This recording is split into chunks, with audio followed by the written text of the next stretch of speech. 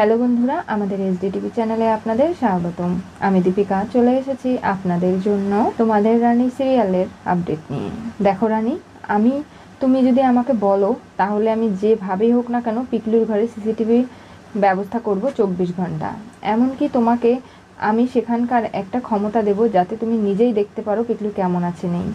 I কার্ডের ব্যবস্থা করে দেবো, সব ধরনের সিকিউরিটি দিয়ে ওকে সুস্থ করার চেষ্টা আমি করবই, কারণ পিকলুর উঠে দাঁড়িয়ে কথা বলাটা খুব জরুরি। তোমাদের সম্পর্কের কে এত অবনতি ঘটালো সেটা তো জানতেই হবে, আমারও জানার খুব ইচ্ছে। তুমি অনুমতি দিলেই সব কিছুর ব্যবস্থা আমি করতে যেতে পারি। আনিশাদি, তুমি যেহেতু আগের মতো নেই, ভালো হয়ে গেছো, তাই আমাকে এসব বলে আর লজ্জা দেবে না। তুমি প্রায়শ্চিত্ত করতে চাইছো, তাহলে ঠিক আছে, তুমি যাও না, গিয়ে এই সব কিছুর ব্যবস্থা করো। আমি তোমার ওপর সমস্ত কিছুর দায়ভার দিলাম। আনিশা বলে, ঠিক আছে, তাহলে তোমরা দুজনে কথা বলো, আমি গিয়ে এই ব্যবস্থাগুলো করে আসছি। দুর্জয় রানীকে বলে, দেখো, যাই কিছু হয়ে যাক না কেন, আজকে যা ঘটনা ঘটিয়েছো এরপরে এগুলো করতে যেও না। তুমি ভুলে যেও না তুমি এখনো ইন্টার্নি করছো, সম্পূর্ণরূপে ডাক্তার হয়ে যাওনি। আর যাই কিছু হয়ে যাক না কেন, যে টিম আসার কথা ছিল ইনকোয়ারি করার জন্য, তারা যদি আসতো, তোমাকে কিন্তু এই ডাক্তারি খাতা থেকে নাম কেটে দিতে হতো। কোনোভাবেই তোমার সাসপেনশন লেটার তোমার হাতে এতক্ষণে চলে আসতো। আমি আর আনিশা দুজনে মিলে এটাকে আটকেছি, কিন্তু সারা জীবন তো এগুলো করতে পারবো না। তোমার পাশে পাশে থাকা কি সম্ভব বলো? তাই বলছি, যেভাবেই হোক না কেন এরপর থেকে খেয়াল রাখবে। কতদিন আর আমি তোমার শাস্তি আটকাবো বলো? আর আমি গাড়িতে ওয়েট করছি, তুমি চলে এসো। তোমাকে নিয়েই একসঙ্গে আমি বাড়ি ফিরবো, বুঝতে পেরেছো? রানী কি করবে বুঝে উঠতে পারে না। এরপরে সিদ্ধান্ত নেয় দুর্জয়ের সঙ্গেই সে বাড়ি ফিরে যাবে। দুর্জয় আর গাড়িতে, রানী শুধু একলা। তখনই হঠাৎ গাড়ির ঝাঁকিতে রানীর পিঠে যেহেতু আঘাত লেগেছে, তার খারাপ লাগছে, কষ্ট হচ্ছে, ব্যথা করছে। রানী তো দুর্জয়কে বলতেও পারছে না। তখনই দুর্জয় রানীর প্রতি তার যে ভালোবাসা থেকে নিজের হাতটা রানীর পিঠে দেয়, সেখানে আর রানীর ঝাঁকি লাগে না। এরপরে রানী দুর্জয় দুজন দুজনের দিকে তাকিয়ে থাকে, তাদের মধ্যে অনেক না বলা কথা, তাদের চোখের ভাষা, সেগুলো নিয়ে তারা একটা সময় পরে বাড়ি পৌঁছে যায়। পিঙ্কির রাতের ঘুম উড়ে গেছে। সে ঘর থেকে বেরিয়ে ডাস্টবিনে খোঁজে যে কাগজটা কেউ নিয়ে ছিঁড়ে ফেলে দেয়নি তো, সেখানে পায় না। এরপরে রিতম এবং দেবুর ঘর খোলা পায়, বলে যা কিছু করেছে রানী না করলেও এই ছেলেটার এর মধ্যে হাত নিশ্চয়ই রয়েছে, আমি ওকে বিশ্বাস করি না, তাই আমাকে খুঁজে দেখতে হবে ওর ঘরটা। তখনই রিতম জেগেছিল, জানতো যে পিঙ্কি বৌদি আসবে। আমার ঘরে যদি কেউ আমার অনুমতি ছাড়া কোনো কিছু খোঁজাখুঁজি করার চেষ্টা করে, তাহলে আমি কিন্তু পুলিশে অভিযোগ করব, তাকে পুলিশে ধরিয়ে দেবো বলে দিলাম। আমার কিন্তু দুটো নয়, তিনটে চোখ, আমি সব দেখতে পাচ্ছি কেউ এসেছে আমার ঘর সার্চ করতে। তখনই বড় বৌদির আর কোনো কথা বলার ভাষা থাকে না, সে বেরিয়ে যায় ঘর থেকে। দেবু উঠে পড়ে, বলে, কি হয়েছে রিতম? দেখলে না বড় বৌদি জেগেছিল, এই মহিলার চোখে ঘুম নেই, সবাই ঘুমোচ্ছে, অথচ এই মহিলা কখনো ঘুমোবে না, সেটা ঠিক বুঝতে পারা যাচ্ছে। আর সবসময় রানীর পেছনে কাঠি করার জন্য তৈরি। পিঙ্কি এসে এখানে হলরুমে কিছু খোঁজাখুঁজি করছে। দুর্জয় এসে বলে, কি হয়েছে বড় বৌদি, তুমি এখনো ঘুমোওনি? এই বাড়িতে কি 2 মিনিট চোখ বন্ধ করে ঘুমানোর জো আছে? যা কিছু হচ্ছে, কি হয়েছে? তোমার এবং রানীর সই করা ডিভোর্স পেপারটা চুরি হয়ে গেছে, তার মানে? আমি জানি না, এইসব কিছু নিশ্চয়ই রানী করিয়েছে। দেখো বড় বৌদি, একদম বাজে কথা বলবে না, আমি একজন ডাক্তার, আমি কিন্তু চোর নই। আর এগুলো করার সময় সারা জীবন তোমার ছিল কুটকাচালি, আমার নেই। যে মেয়ে কর্ম করবে তার কিন্তু পরের পেছনে লাগার মতো সময় থাকে না, বুঝতে পেরেছো? তাই বলছি, যাই কিছু হয়ে যাক না কেন, এগুলো নিয়ে আমাকে খবরদার কথা শোনাবে না। আর ডিভোর্স পেপার চুরি হয়ে গেছে তো কি হয়েছে, আর একটা বানিয়ে আনবে। দুর্জয় তো বলেছে এই পেপারটা আমাকে ও পাঠায়নি, এখন ওকে দিয়ে একটা নতুন পেপার পাঠিয়ে দিও, আমি সই করে দেবো, আমার কোনো অসুবিধে নেই। তোমাকে তো বলে দিয়েছি, আনিশা এবং দুর্জয়ের বিয়ের ব্যবস্থা তুমি করো যত তাড়াতাড়ি সম্ভব, আমার দিক থেকে কোনো বাধা তুমি পাবে না। হাসি মুখে ওদের বিয়ে আমি পড়িয়ে দেবো। আমি জানি যে দুর্জয় এখন আর আমার নয়, তাই যেটা আমার নয় তার দিকে আমি কখনো নজর দিই না, এতটুকু নিশ্চয়ই তুমি জানো। আর তাই বলছি, দুর্জয় যেহেতু চাইছে ডিভোর্সটা হয়ে যাক, আমরা আলাদা হয়ে যাই, তাহলে সেটাই হবে।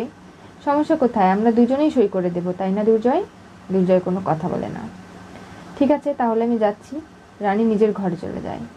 দুর্জয় রানীর কথাগুলো শুনে খুব খারাপ লাগে, সে ভাবনা চিন্তায় পড়ে যায়। পিঙ্কি পিঠে হাত দিয়ে বলে, কি ব্যাপার দুর্জয়, কি নিয়ে ভাবছো? এগুলো ভেবো না। দেখলে তো, তোমাকে নিয়ে রানীর মনে আর কোনো ভালোবাসা নেই, কোনো বিশ্বাস ভরসা তোমাদের মধ্যে কোনো কিছুই নেই। তোমাদের এই সম্পর্কটা ভেঙে যাবেই। তাই বলছি যে এখন আর এগুলো নিয়ে ভাবনা চিন্তা করার প্রয়োজন নেই। রানী তো বলেছে ডিভোর্স পেপারে সই করে দেবে, আর তুমিও সই করে দিও, বাকি দায়িত্বগুলো আমাকে দিয়ে দাও। আর তোমাদের এঙ্গেজমেন্ট আনিশার সঙ্গে যা যা কিছু করার দরকার সবটা আমি ঠিক করে নেব। পিঙ্কি চলে যাওয়া মাত্রই দুর্জয় প্রচণ্ড রেগে যায়। ভাবে রানী, তোমার আনিশার সঙ্গে আমার বিয়ে হোক বা না হোক, আর তোমার সঙ্গে ডিভোর্স হোক, তাতে তোমার কিচ্ছু যায় আসে না। ঠিক আছে, তাহলে আমি তোমার সামনে দাঁড়িয়ে আনিশাকে বিয়ে করে নেব, দেখি তোমার কিছু যায় আসে কিনা। কতক্ষণ তুমি সহ্য করতে পারো সেটাও আমার দেখার কথা আছে। পরের দিন সকাল হয়ে যায়, নানাভাবে পরিবারের সবাই একসঙ্গে খাবার খাচ্ছে। তখনই পিঙ্কি আনিশাকে নিয়ে চলে আসে, বলে দেখো সকাল সকাল কে চলে এসেছে। সেটা দেখে জেঠুমণি এবং কাকুমণি বলে যে দুই খলনায়িকা একখানে, নিশ্চয়ই কিছু ঘটবে আজকে দাদা। রাত্রিবেলা দুর্জয় বাড়ি ফিরেছিল তো? হ্যাঁ, তোর সঙ্গে তার বৌমাও ফিরেছিল। রানী, তাহলে ওদের মধ্যে সবকিছু ঠিক হয়ে গেলেই ভালো। আর এই দুজন কেন এসেছে আমি বুঝতে পারছি না। পিঙ্কি, কি ব্যাপার? দেখো না, আনিশার সঙ্গে দুর্জয়ে এঙ্গেজমেন্টের সমস্ত ডেট ফিক্সড হয়ে গেছে, আর তার মধ্যে আনিশা এখানে এসেছে, দুর্জয় ঘরে থাকবে। সে দুর্জয়ের ঘরটা সুন্দর করে ডেকোরেশন করে নেবে না? এখন যা আছে তাই করবে কেন? জানো তো ছোটো মা, আনিশা আমাকে বলেছে ওর যা বাড়ি ঘর ফ্ল্যাট রয়েছে সেগুলোতে ওর কোনো লোভ নেই। ও এই বাড়িতে আমাদের সঙ্গে সকলের সামনে থাকবে, তার থেকে বড় আর কি হতে পারে বলো? আনিশা আমাকে এই কথাটা দিয়েছে। তাই সব থেকে বড় যে ডিজাইনার রয়েছে শক্তি সিং, সে আসছে। সে তো আনিশার পরিচিত, সে দুর্জয়ের রুমটা ডেকোরেশন করে দেবে, আর যদি একটু ভেঙে কোনো কিছু করার প্রয়োজন হয় সেটাও করবে। আর রানীকে আমার প্রয়োজন কেন? এইসব কিছুতে রানীকে থাকতে হবে কেন?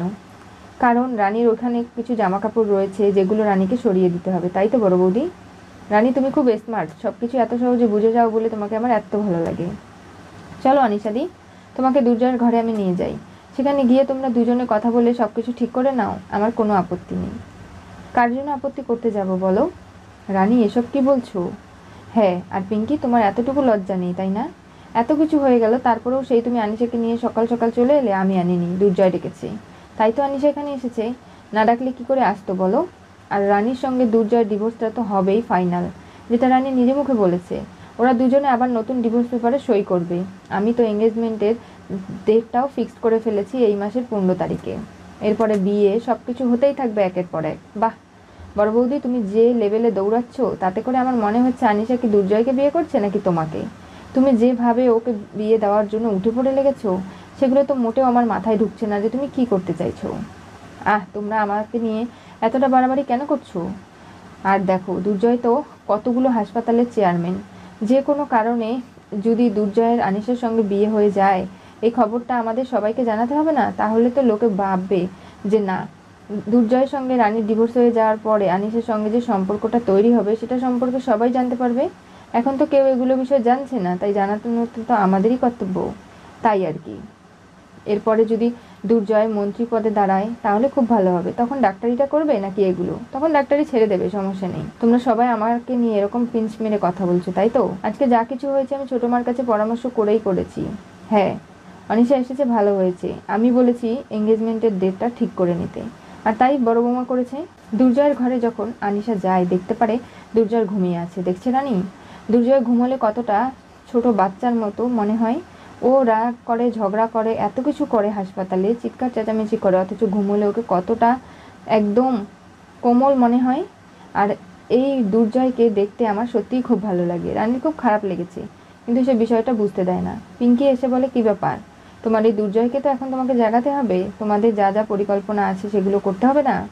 ঘরটাকে সুন্দর করে রিনোভেট করতে হবে, তার জন্য তো দুর্জয়ের প্রয়োজন। এই দুর্জয়, ওঠো। কি হয়েছে বড় বৌদি? এই দেখো, অনিশা এসেছে সকাল সকাল, তোমাদের এই ঘরটা নতুন করে ডেকোরেশন করতে হবে না? তার জন্য। রানীকে পাশে দাঁড়িয়ে থাকতে দেখে দুর্জয়ের খারাপও লাগে। রানী মুখটা চুপ করে দাঁড়িয়ে আছে। দেবু ভাবে যে রানীর ওপর দিয়ে কত কিছু যে যাচ্ছে সেটা শুধু রানীই জানে। ওই মেয়েটা অনেক শক্ত, কাউকে সহজে কোনো কিছু বুঝতে দেয় না। আর পিঙ্কি বৌদি এই বিষয়টারই সুযোগ নিয়ে যাচ্ছে। কেন করছে রানীর সঙ্গে এগুলো? আর পরিবারের সকলকে জানায় যে রানীও দেখবে কিছুদিন পরে নতুন সংসার বেঁধেছে। ভালো মানসিকতার মুখোশের আড়ালে যে শয়তানিটা রানীর রয়েছে সেগুলো সবাই জানতে পারবে। এইসব বিষয় জানানো নিয়ে নানা ধরনের কথাবার্তা পরিবারের সকলের সামনে জানায়।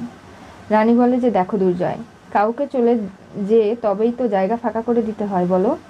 আমি যদি তোমার জীবন থেকে সরে না যাই তাহলে অনিশাদি কী করে তোমার জীবনে থাকবে? তাই আমাকে চলে যেতেই হবে। আমাকে তো আর কেউ আটকাতে পারবে না। আর আমার এখানে কোনো অধিকারও নেই। আমার যা জামা কাপড় জিনিসপত্র সবটা আমি বের করে নিয়েছি। এখন তোমাদের যা যা করার তোমরা করে নিতে পারো। কি হতে চলেছে তোমাদের রানী সিরিয়ালের পরবর্তী টুইস্টে? রানী দুর্জয়ের ঘরে অনিশা থাকবে বলে নতুন করে ঘর ডেকোরেশন শুরু করলো। আজকে যাই কিছু হয়ে যাক না কেন, রানী মনের মধ্যে অনেক কষ্ট চাপা রেখে আজকে দুর্জয়কে আনিশার হাতে তুলে দিচ্ছে। কারণ রানী তো তার শাশুড়ির কাছ থেকে কখনো ভালো ব্যবহার আচরণ পায়নি। আর আজকে রানীর শাশুড়ি যখন সবার সামনে বলে দেয় যে দুর্জয় এবং আনিশার এঙ্গেজমেন্টের ডেট সে নিজে ফিক্সড করেছে, তখন রানীর আর বলার কোনো কিছু ছিল না। তাই তার মায়ের কথা মেনে নিয়ে সব কিছু নিজের সরিয়ে দিয়ে নতুন করে আনিশাকে জায়গা তৈরি করার সেই ব্যবস্থা রানী করে দিল।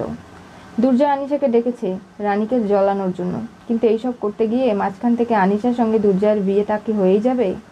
জানতে চোখ রাখতে হবে আমাদের চ্যানেলে। পাশে থাকা বেল আইকনটি অবশ্যই করে ক্লিক করুন।